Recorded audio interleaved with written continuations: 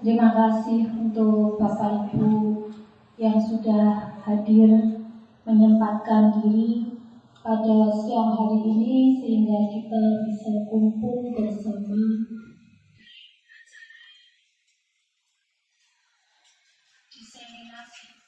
diseminasi paradigma pendidikan Ki Hajar Dewantara.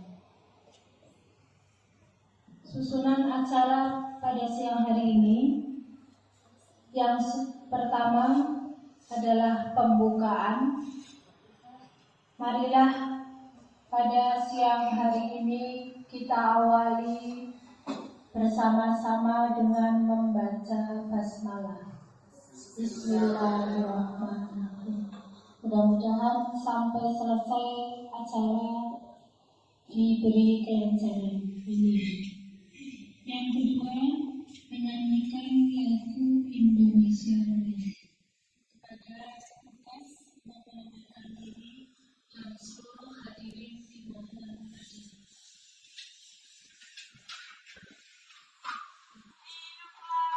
Indonesia Raya tua, Indonesia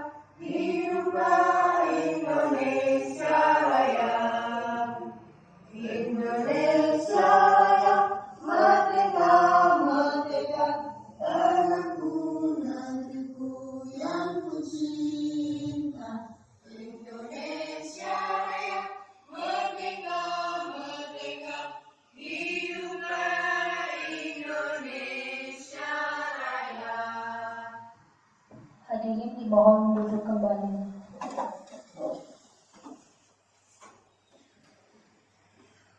Acara selanjutnya sambutan dari Bapak Kepala SD Negeri 04 Bantar Bolang. Kepada beliau dipersilakan.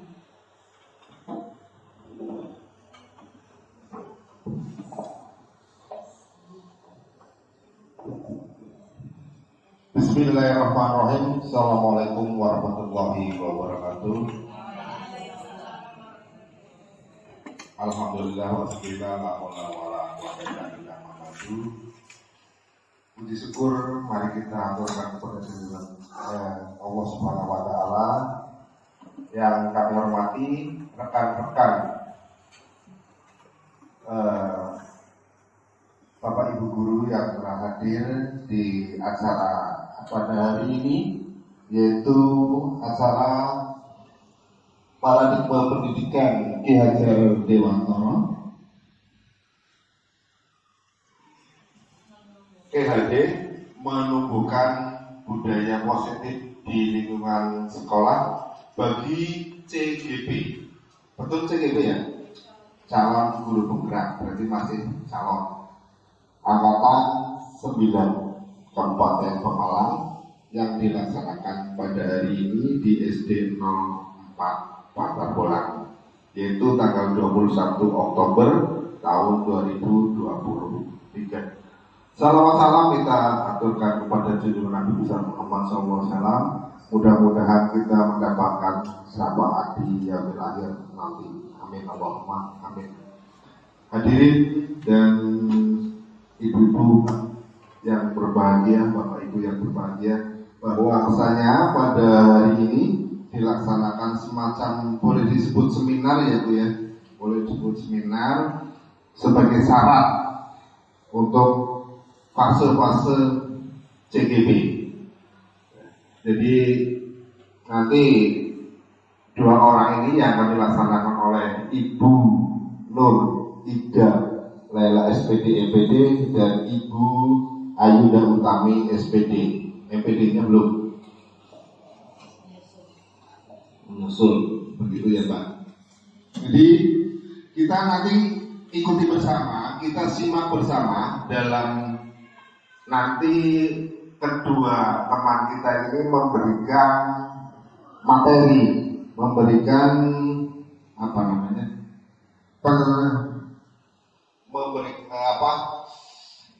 memaparkan materi. Kita ikuti bersama. Nanti ada juga sesi tanya jawab. Dipersilakan kepada hadirin, teman-teman, ibu-ibu, bapak ibu semuanya untuk mengikuti dari awal sampai akhir. Kemudian ada sesi tanya jawab. Saya ulangi, nanti bisa diajukan pertanyaan-pertanyaan yang kaitannya dengan yang judul tadi, yang saya sampaikan judulnya tadi. Jadi mari kita ikut bersama. Semoga yang lain yang belum CGP silakan nanti mengikuti yang sudah CGP. Yang sudah lolos diucapkan selamat ya Pak ya. Dengan Mas Eko juga sudah. Jadi tinggal menunggu apa proses berikutnya, begitu.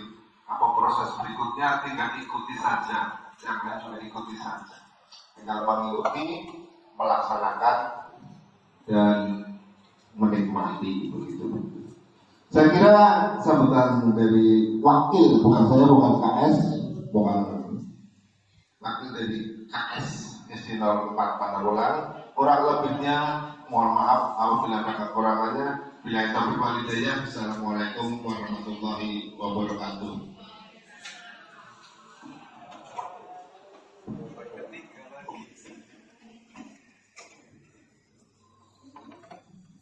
Acara selanjutnya pemaparan sesi pertama paradigma pendidikan Ki Hajar Dewantara, nilai, peran, dan visi guru dalam mewujudkan merdeka belajar di sekolah oleh Ibu Ayuda Utami.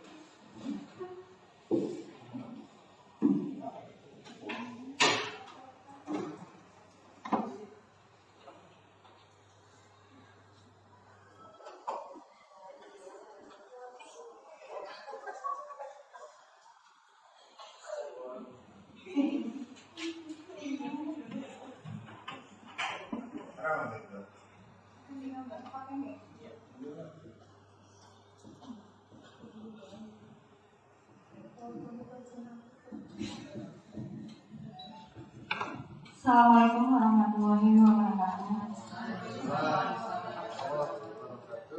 Pertama-tama saya ucapkan terima kasih kepada Bapak Ibu Guru yang telah meluangkan waktunya untuk saya dalam presentasi budaya.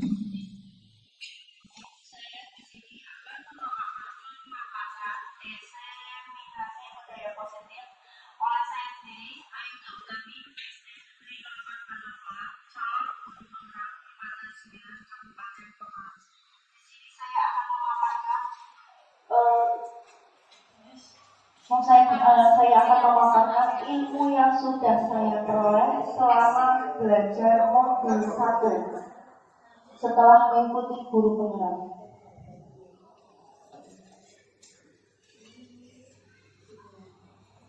Di sini modul 1.1 berisi filosofi pemikiran Ki Hajar Dewantara.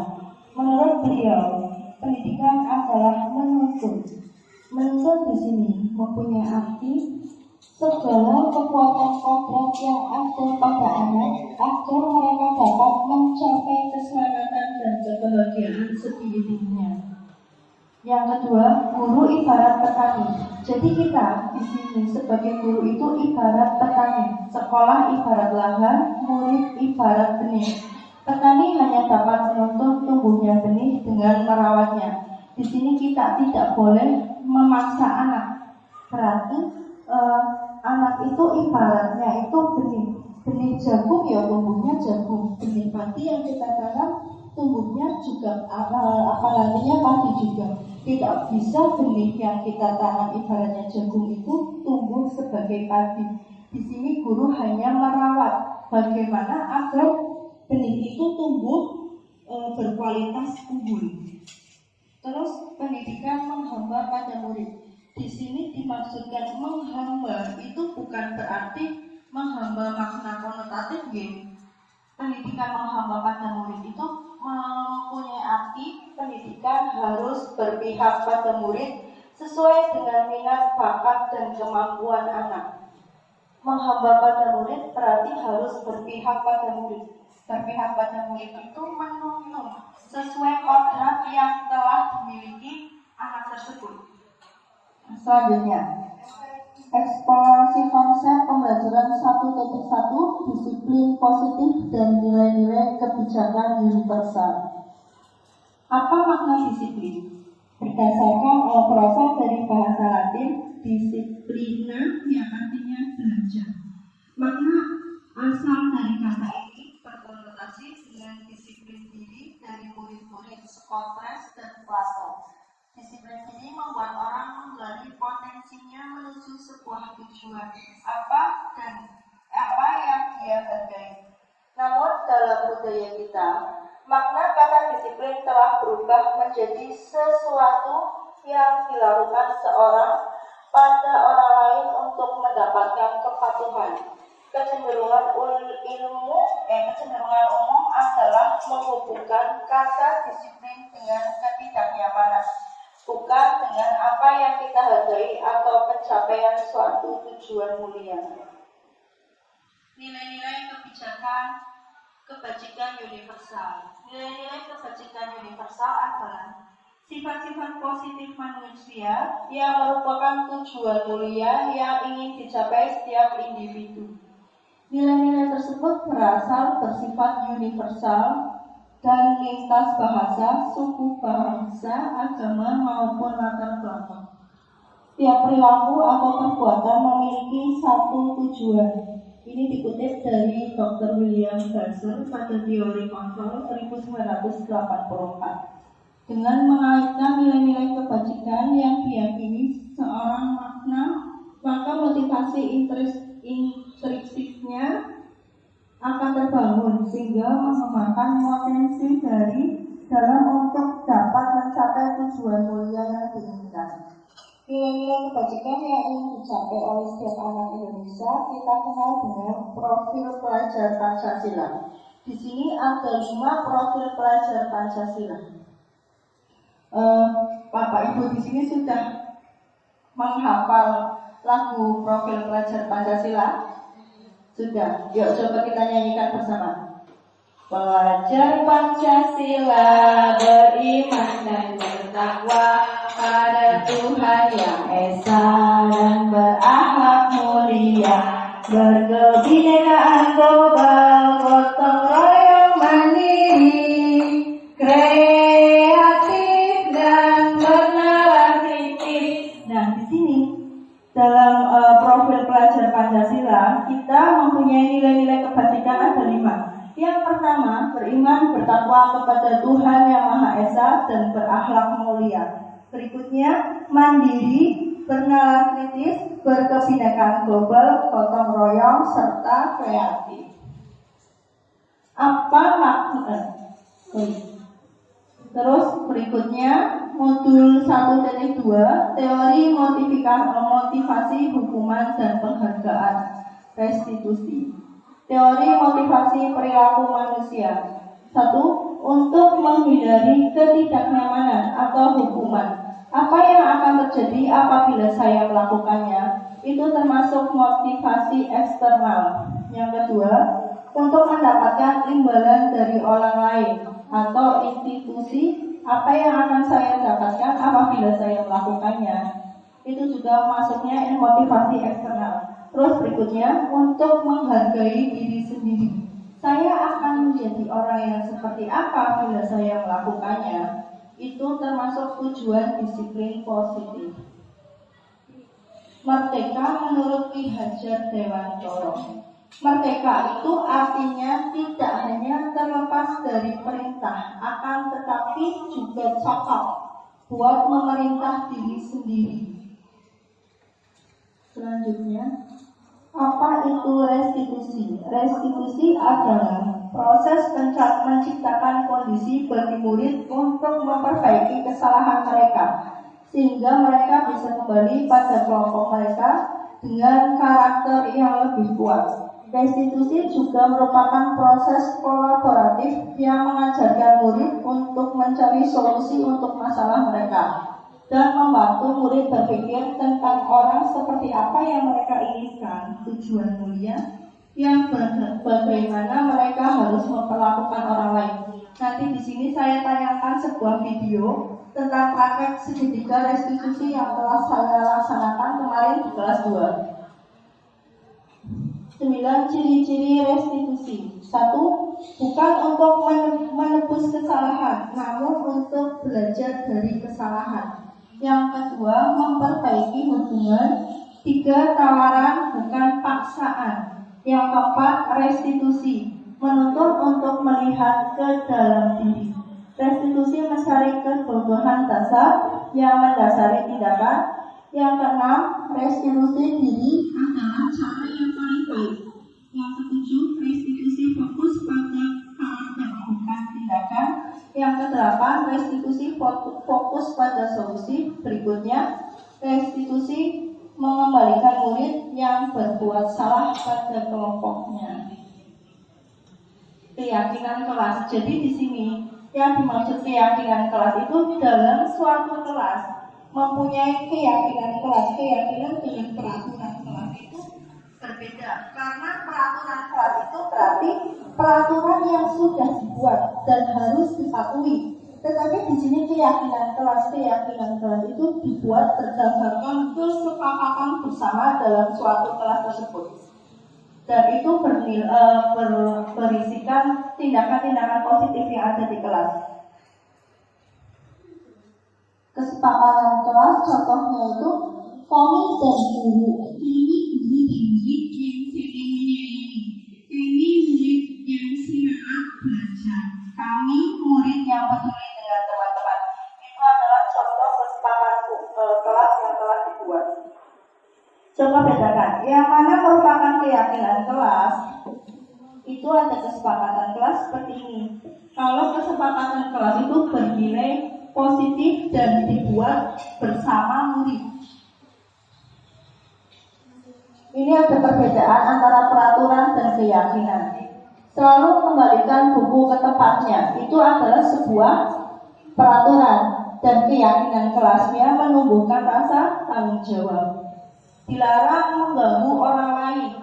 Itu berarti masuknya menghormati orang lain. Nilai positif yang diharapkan. Nilai positif yang diharapkannya itu berarti menghormati orang lain. Yang peraturan hadir di sekolah 15 menit sebelum pembelajaran dimulai. Keyakinan kelasnya menghormati orang lain, berkomitmen. Selanjutnya dilarang melakukan kekerasan. Itu berarti masuknya keselamatan menghormati orang lain. Dilarang menggunakan narkoba, itu kesehatan. Perhatian atau menunggu giliran, maksudnya menghormati orang lain atau bersabar. Gunakan masker, kesehatan atau keselamatan. Jangan berlari di kelas atau koridor, keselamatan, keamanan. Kalau dalam peraturan itu ada kata-kata dilarang berganti, dilarang, jangan, itu termasuk peraturan. Tetapi kalau keyakinan kelas itu berarti kesepakatan bersama dalam satu kelas.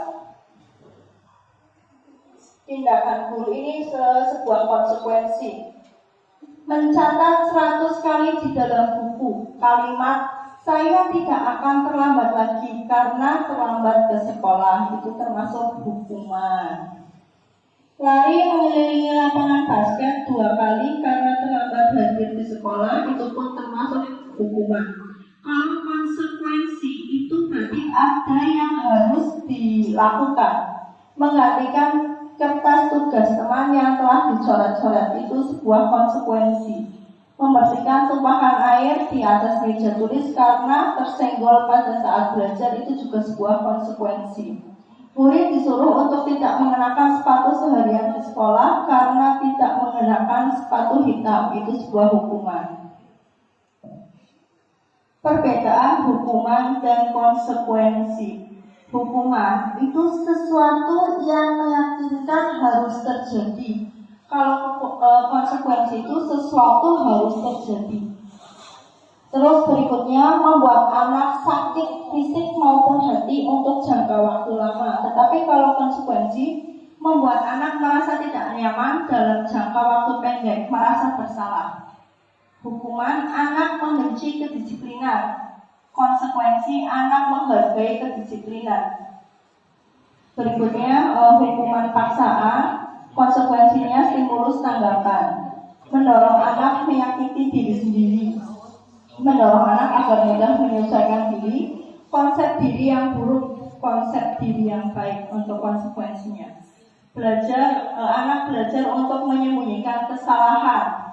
Kalau hukuman dan konsekuensinya, anak belajar untuk mematuhi peraturan.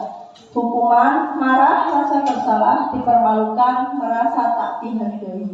Konsekuensinya, kehilangan hak, dibuat tidak nyaman, diasingkan untuk sementara atau timbang. Di sini hukuman itu berarti kan suatu paksaan. Tetapi kalau konsekuensi itu hadir dari dalam diri sendiri. Berikutnya pembelajaran keempat, kebutuhan dasar manusia dan dunia berkualitas. Kebutuhan dasar manusia itu ada 5. 1. Butuh kasih sayang, rasa diterima. Yang kedua, penguasaan.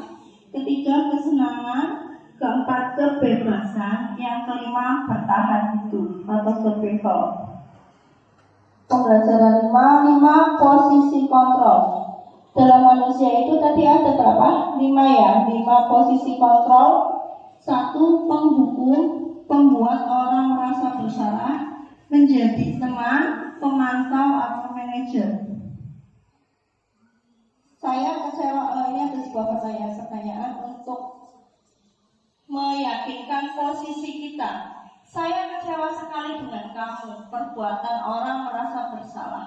Kamu tidak pernah sadar melakukannya, itu berarti sebagai penghukum.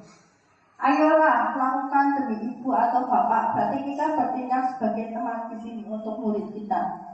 Apa kamu mau mendapatkan stiker bintang hari ini? Itu berarti kita sebagai penyanyi.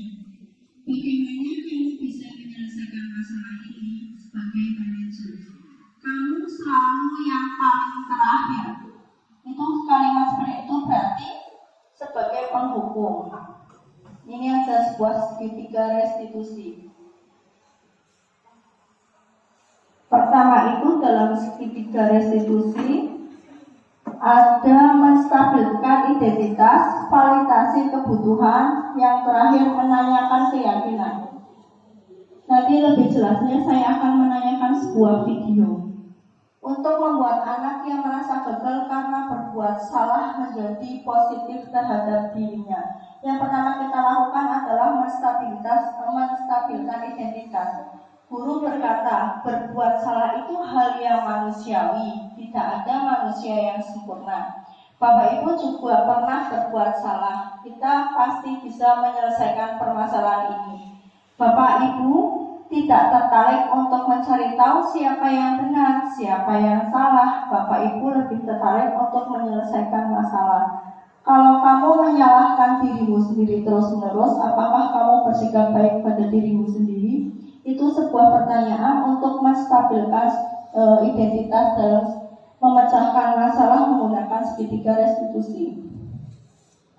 Membantu siswa menggali basic kebutuhan yang ingin dipenuhinya ketika melakukan kesalahan itu. Pada dasarnya, setiap tindakan manusia tujuannya adalah memenuhi basic needs atau apakah itu power, freedom, love, atau belonging. Berarti apakah itu kekuatan, cinta, dan kesenangan ataupun pertahanan diri. Guru berkata, ini untuk validasi kebutuhan. Kamu bisa saja akan melakukan hal yang lebih buruk, tapi kamu tidak melakukannya, kan? Kamu pasti punya alasan mengapa melakukannya. Apa yang penting bagi kamu, kamu boleh tetap berusaha menjaga sikap itu, tapi tambahkan sikap yang lain yang baru. Maka kamu belajar cara lain untuk mendapatkan yang kamu butuhkan tanpa harus memukul. Apakah kamu bisa melakukan hal baik besok pagi? Ini untuk menanyakan keyakinan. Anak melihat kesalahan dihubungkan dengan norma sosial dan nilai-nilai yang mendasari manusia berinteraksi dengan orang lain.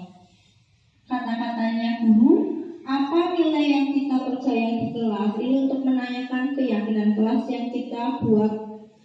Nilai-nilai universal apa yang telah disepakati kelas ideal? Itu seperti apa? Kamu ingin jadi anak seperti apa? Apa yang kamu rasakan ketika kamu melakukan itu? Kamu menjadi orang yang seperti apa? Terima kasih. Berikut ini adalah video segitiga restitusi yang telah saya buat.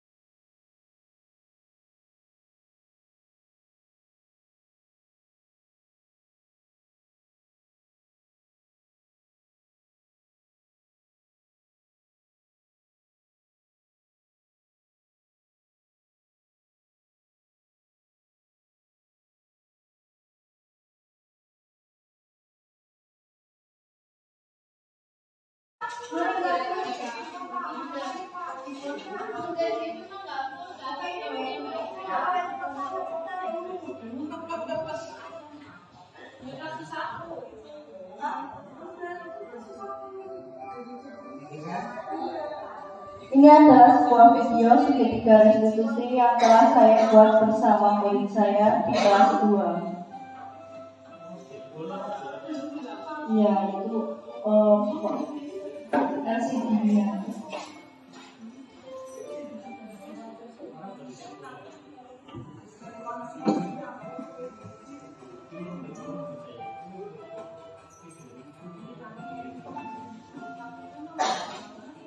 Video pertama, segitiga restitusi kasus pertama, itu ada sebuah murid yang mengantuk di dalam kelas.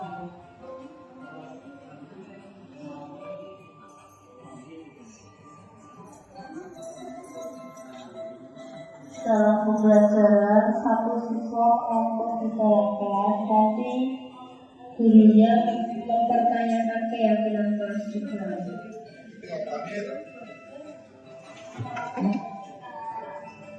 Ini pertama, menstabilkan identitas.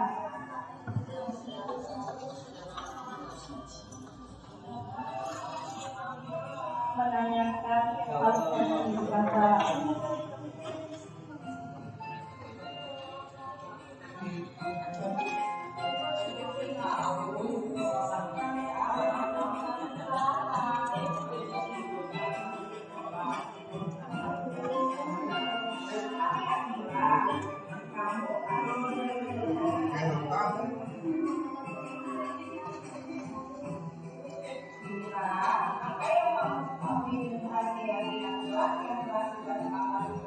Menanyakan keyakinan kelas.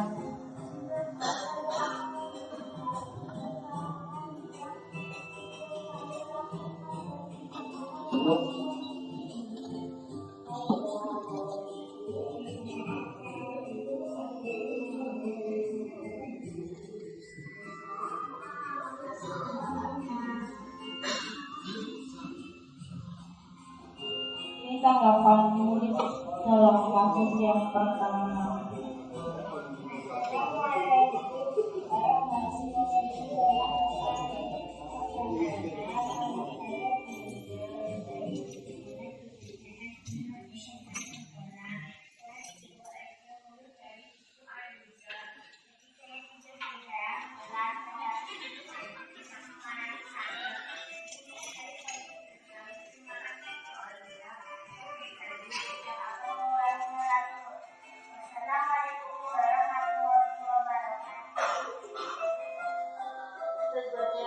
Kasus kedua, ada seorang murid yang membuang sampah sembarangan. Ini skenarionya.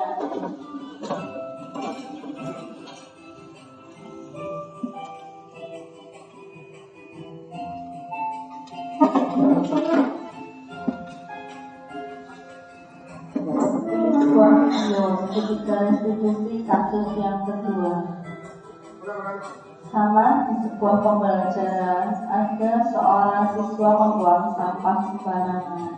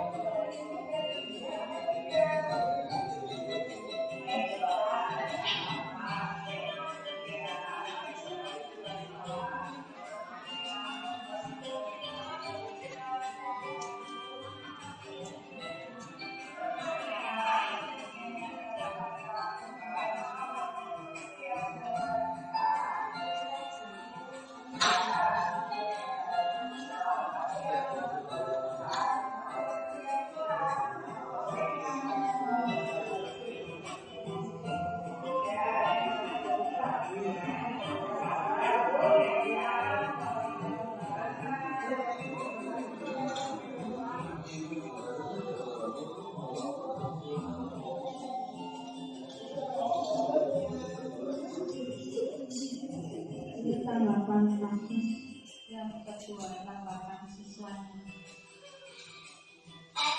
Assalamualaikum warahmatullahi wabarakatuh. Perkenalkan, nama saya Fania. Saya kelas 2 STM 04 Kota Tolang. Perasaan saya setelah menyelesaikan masalah yang saya lakukan dengan Ibu Aida sangat senang karena saya menemukan solusi permasalahan saya. Terima kasih. Wassalamualaikum warahmatullahi wabarakatuh. Berikut saya tampilkan video 5 posisi kontrol sebagai guru.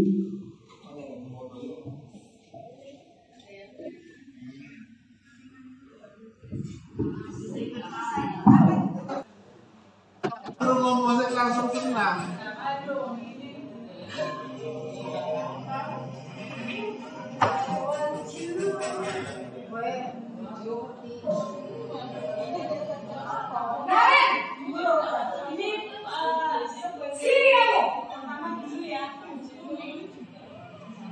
Selamat pagi, Bu. Selalu terlambat. Kamu deh, pasti terlambat. Maaf, Bu. Saya Apa coba? Alasan kamu apa lagi? Ngapa? Kok sih kamu tidak terlambat? Ngapa jorok banget? Malas sekali ya kamu jadi anak. saya Dasar malas. Belum Gak kapok-kapok Belum, sih Jon. kamu.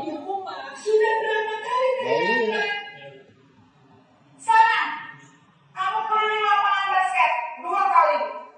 kenapa saya harus ke lapangan basket, Bu? Kenapa? Kamu melawan ibu? Berani-beraninya jawab. Sudah terlambat, masih berani jawab pula. Sekarang, keliling lapangan basket 5 kali sekalian. Biar kapok. Cepat. Pergi sana ke lapangan basket.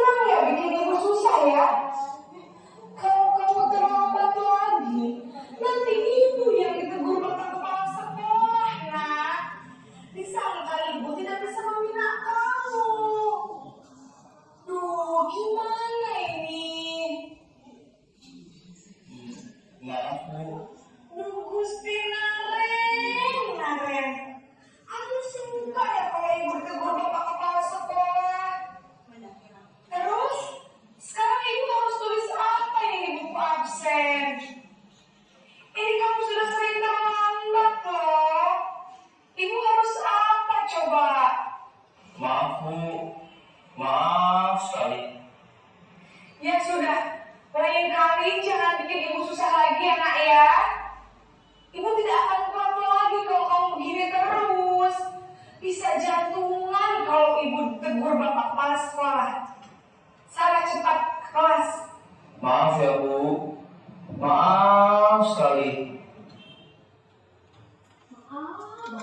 Banget. Maafin aku ya. Jadi pembuka kelas bersalah berbicara dengan nada tenang.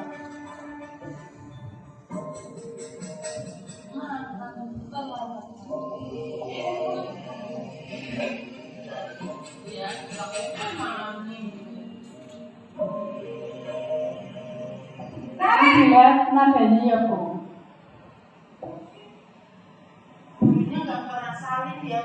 Selamat pagi Bu. Wah, sudah jam berapa ini nak? Terlambat lagi ya sayang. Iya Bu, habis ibu saya lupa bangunkan saya Bu. Kamu malah menyalahkan ibu kamu. Kamu bukannya anak yang larinya paling kencang. Kok terlambat sih? Iya Bu, saya memang terlambat bangun tadi. Jadi biarpun saya lari kencang, tetap gak kejar Bu.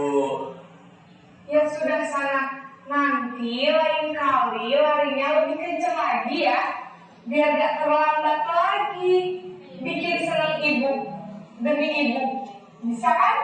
Bisa Bu. Ya sudah sana masuk kelas, ibu beresin urusan absen kamu. Kamu ini ada-ada saja.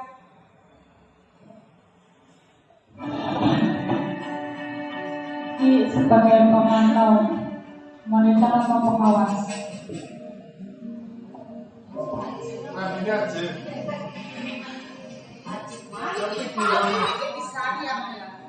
Iya kan? Perannya Itu sebagai pemantau Ibu. Kalau ini pengawas. perannya beda-beda. Selamat pagi Bu. Nah Ren, apa peraturan sekolah kita tentang jam berapa kita harus masuk sekolah nak? Kita harus di sekolah jam 7 Bu. Iya betul, sekarang sudah jam 7.20. Naren sudah tahu konsekuensinya jika terlambat hadir. Paham Bu, saya harus tinggal kelas pas jam istirahat selama 20 menit. Iya benar, konsekuensinya demikian. Jadi nanti jam 9.30 pas istirahat, kamu harus tinggal di kelas, kerjakan tugas tambahan untuk ketertinggalan kamu, ya? Baik Bu. Posisi yang paling baik sebagai manajer.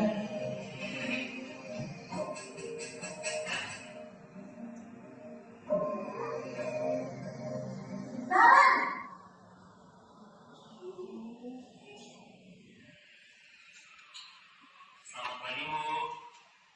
Selamat pagi Naren. Maaf Bu, saya terlambat.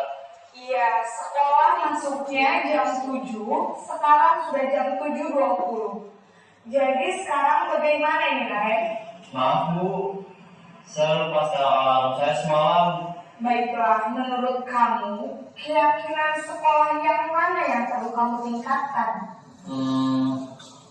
Menghargai diri sendiri dan orang lain mungkin ya Bu.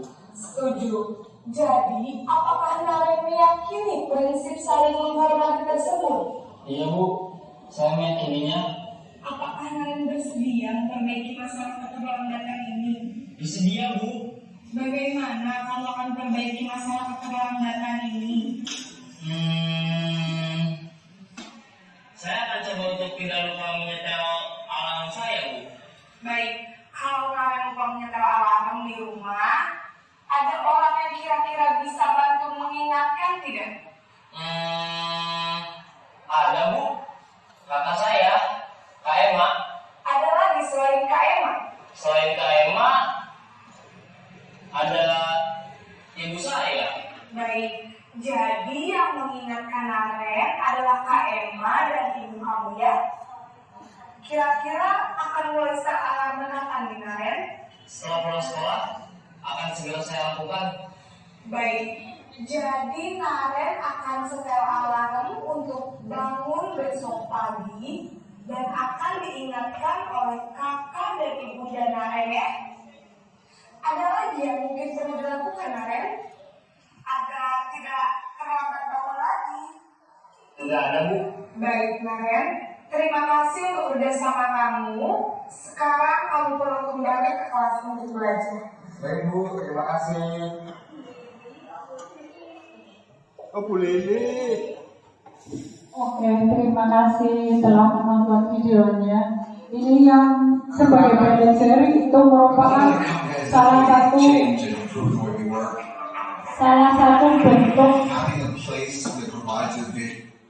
satu bentuk dari penanganan segitiga restitusi yang tadi, ya. Di situ ini dari penanganan segitiga restitusi itu dampaknya pada anak yang pertama itu murid menjadi lebih kuat secara pribadi. Ini yang penanganannya untuk restitusi. Kemudian membuka wawasan murid agar bisa menyelesaikan masalahnya sendiri. Kemudian yang ketiga yaitu murid menjadi percaya diri, mandiri, dan merdeka. Demikian pemaparan dari saya. Mohon maaf bila ada yang salah. Terima kasih. Assalamualaikum warahmatullahi wabarakatuh. Kami kembalikan ke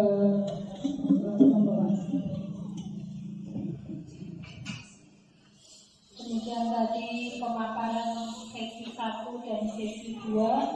Acara selanjutnya yaitu diskusi atau tanya jawab.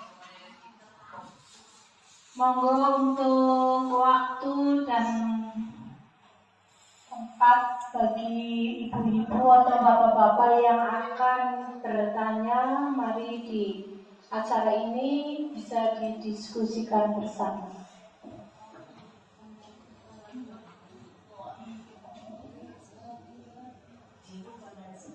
Monggo, apakah ada yang mau bertanya? Oh, ya, Mbak Febi, silakan.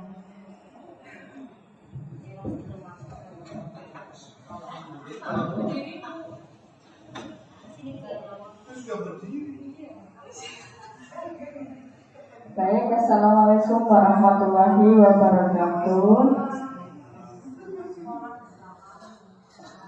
Di sini saya akan bertanya mengenai yang tadi Ibu Ayuda sudah jelaskan. Di sini saya mau tanya bagaimana gambaran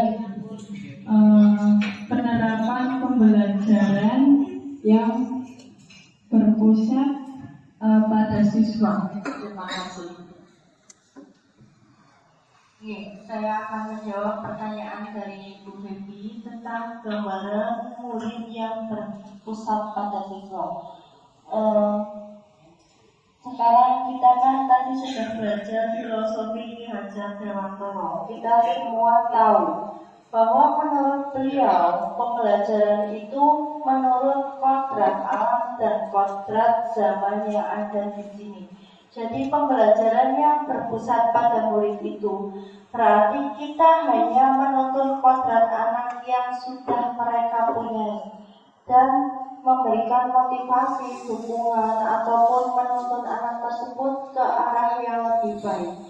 Terus menurut kodrat alam dan kodrat zamannya. Kodrat zamannya anak-anak sekarang kan berbeda dengan dulu ya. Dulu menghukum itu dianggap hal yang lumrah. Sekarang menghukum anak itu tidak bisa ataupun tidak boleh karena memang mental anak dahulu dan sekarang pun berbeda.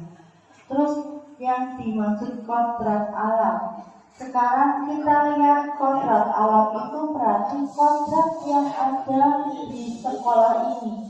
Misal kita di Pantar Polang itu kan kodrat alamnya perkebunan ya, bukan di gunung ataupun di pantai. Kalau kita memberikan tugas kepada anak tentang ibaratnya kayak membuat karya dari biji-bijian, mungkin anak itu bisa karena di sini kan banyak ya biji-bijian itu bisa didapatkan dari alam sekitar. Tergantung sekolah itu ada. Nggak mungkin kita membuat ataupun memberikan tugas anak untuk mencari ibaratnya mama membuat kolase dari bahan laut, karena kita nggak di laut hidupnya, lingkungannya di sini kan itu membuat anak menjadi susah. Itu yang dimaksud dengan kodrat alam, tapi kodrat yang ada di alam sini. Keadaan sekolah, lingkungan di mana tempat kita tinggal, yang untuk menumbuh kembangkan bakat anak yang ada di sini. Ya seperti itu. Monggo pertanyaan berikutnya. Bagian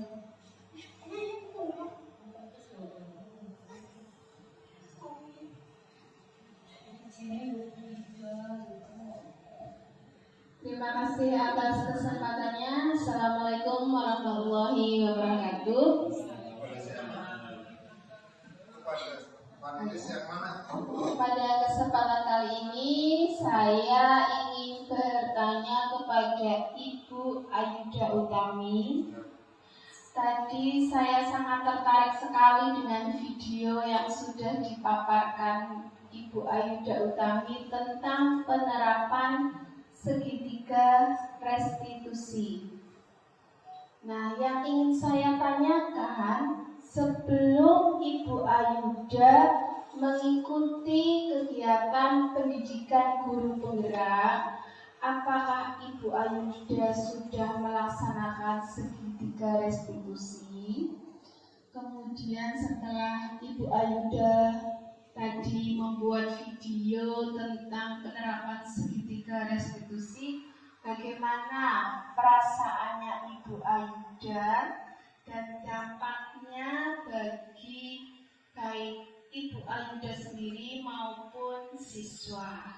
Itu saja pertanyaan dari saya. Terima kasih.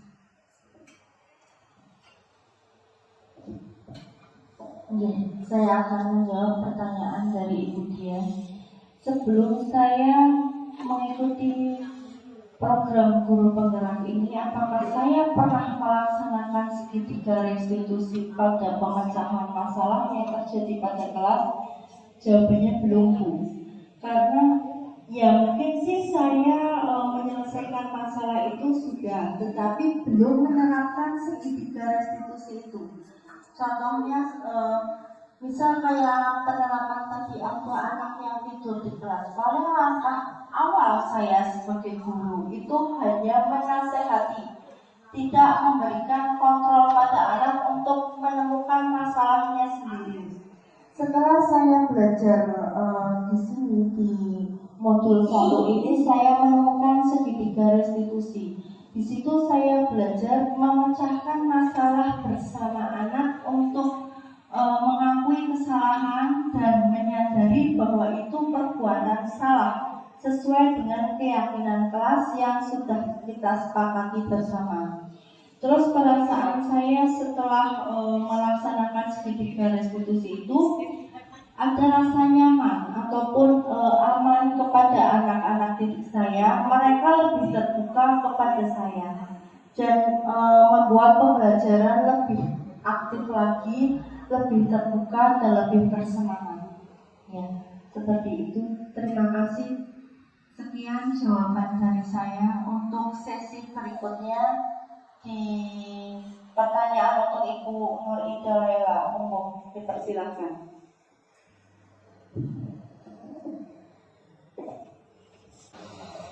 Oke, terima kasih. Sekian untuk pemaparan materi dari saya. Semoga bermanfaat. Selanjutnya saya kembalikan kepada pembawa acara. Acara selanjutnya yaitu refleksi kegiatan oleh Kepala Sekolah SD 04 Bantar Gelang. Pada beliau dipersilakan.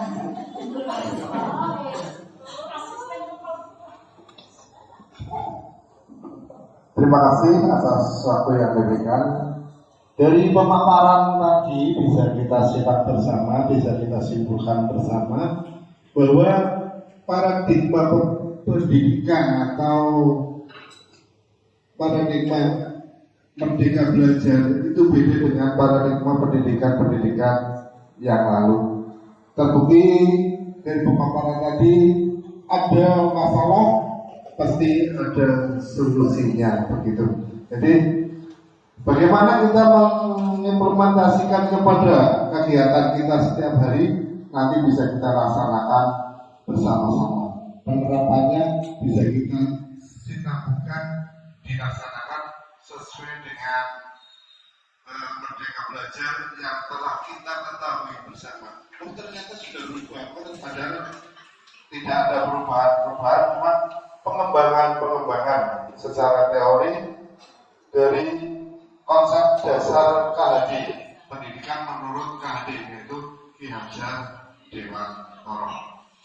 Jadi ada pertanyaan dari rekan-rekan semuanya, para peserta semuanya, dan telah dijawab, dan memang itu semestinya yang harus kita lakukan bersama.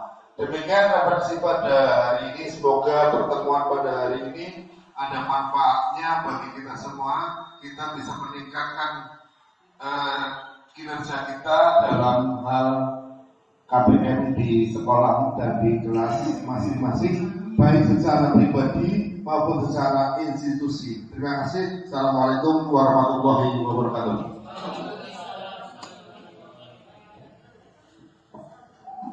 Demikian acara siang hari ini. Marilah acara yang terakhir yaitu penutup. Marilah kita membaca hamdalah bersama-sama. Alhamdulillah. Monggo Bapak Ibu untuk snack dan makannya bisa dicicipi atau bisa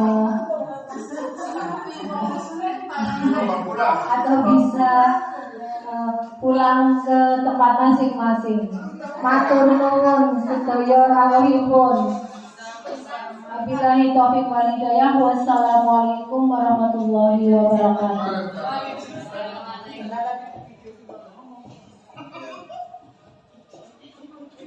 Berikut saya tampilkan video 5 posisi kontrol sebagai guru.